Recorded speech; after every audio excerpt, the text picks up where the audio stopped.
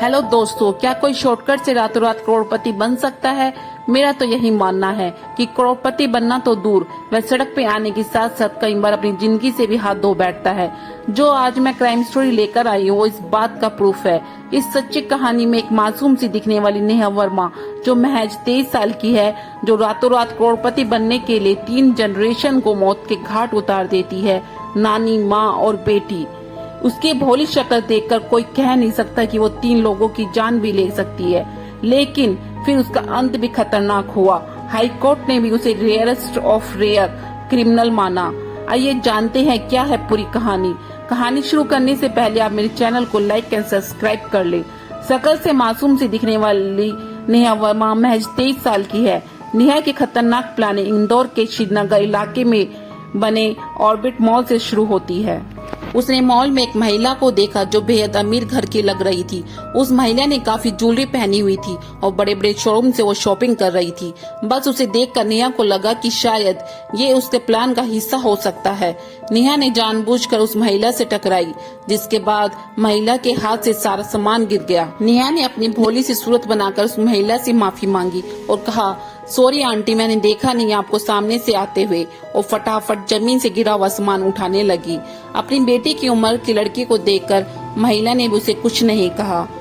फिर नेहा उस महिला का सामान कार तक छोड़ने के लिए गई। वो महिला भी नेहा के अच्छे व्यवहार से इतनी खुश हुई कि दोनों के बीच बातचीत होने लगी। मॉल में आई इस महिला का नाम था मेघा देशपांडे।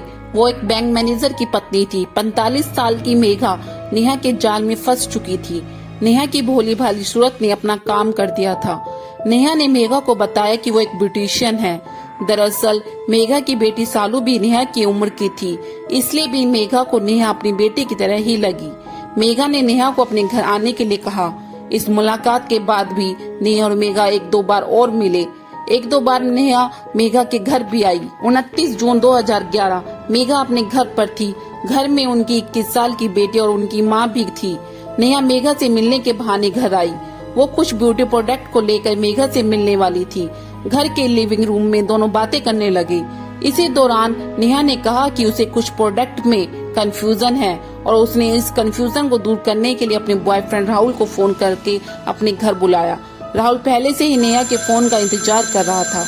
ये सारा खेल नेहा की प्लानिंग का हिस्सा था, लेकिन मेघा इस खेल से बिल्कुल अनजान थी। कुछ समय में ही नेहा ने मेघा को पूरी तरह से अपने विश्वास में ले लिया था। डोरबेल बजने पर मेघा दरवाजा खोलने के लिए जाती है और देखती है कि दरवाजे पर नेहा का बॉयफ्रेंड राहुल आया है। वह अपने साथ अपने दोस्त मनोज को भी लेकर आया है। जैसे ही मेघा सोफे पे बैठने के लिए जाती है तो राहुल और मनोज उस पर फायरिंग शुरू कर देते हैं। गोलियों की आवाज से घर गूंज उठता है। मेघा की माँ और उनकी बेटी भी अपने कमरे से बाहर आ जाते हैं, लेकिन ये दोनों उन पर भी गोलियां चलाने लगते हैं। इतना ही नहीं, जब इनकी गोलियां खत्म हो जाती है तो ये चाकू से तीनों महिलाओं पर बेरहमी से वार करते हैं और तीनों को वहीं पर मार डालते हैं। इसके बाद नेहा तीनों महिलाओं की लाश से सारी ज्वेलरी निकालती है। ये लोग घर में रखा कैश, ज्वेलरी और कीमती सामान भी इकट्ठा करते हैं। फिर तीनों वहां से फरार हो जाते हैं। घर के अंदर ये वारदात होती है और बाहर किसी को पता भी नहीं चलता। शाम को जब मेघा के पति घर आता है तो पत्नी, बेटी और सास की लाश देखकर दंग रह जाता है और उसे कुछ समझ नहीं आता। फिर वह पुलिस को फोन करता है। पुलिस भी जांच शुरू कर देती है और जल्द ही इन तीनों आरोपियों तक पहुंच जाती है। दरअसल जिस वक्त राहुल गोलियां चला रहा था उस वक्त उसने एक गोली गलती से अपने पैर में मार दी थी। वहां से फरार होने के बाद उसे इलाज के लिए अस्पताल जाना पड़ा था। बस यहीं से पुलिस को सुराग मिला और जल्द पुलिस ने इन तीनों को गिरफ्तार कर लिया। जब पुलिस ने नेहा से सख्ती से पूछताछ की तो नेहा टूट गई। नेहा ने कहा कि नेहा का लंबे समय से राहुल के साथ अफेयर चल रहा था।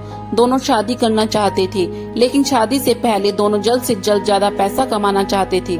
उस दिन जब मॉल में नेहा ने मेघा को देखा तो उसके दिमाग में एक आइडिया आया और फिर उसने राहुल को अपने आइडिया के बारे में बताया। राहुल ने भी इस काम में अपने एक दोस्त मनोज को भी जोड़ लिया। पैसे के लालच में ये तीनों इतना बड़ा गुनाह करने के लिए तैयार हो गई। पुलिस ने इन्हें पकड़कर कोर्ट में पेश किया। कोर्ट ने भी बेहद अहम फैसला सुनाया। अदालत ने इसे रेयरेस्ट ऑफ रेयर केस में शामिल किया और तीनों ही आरोपियों को फांसी की सजा सुनाई गई। कोर्ट ने इन तीनों को 3 बार फांसी के फंदे पर चढ़ाने का आदेश दिया। इसलिए कहते हैं शॉर्टकट से कोई भी रातों रात करोड़पति नहीं बन सकता। आपकी क्या राय है मुझे कमेंट करके जरूर बताना। मेरे चैनल को भी लाइक एंड सब्सक्राइब करना। फिर मिलते हैं एक नई क्राइम स्टोरी के साथ। जब तक सतर्क रहें, सावधान रहें।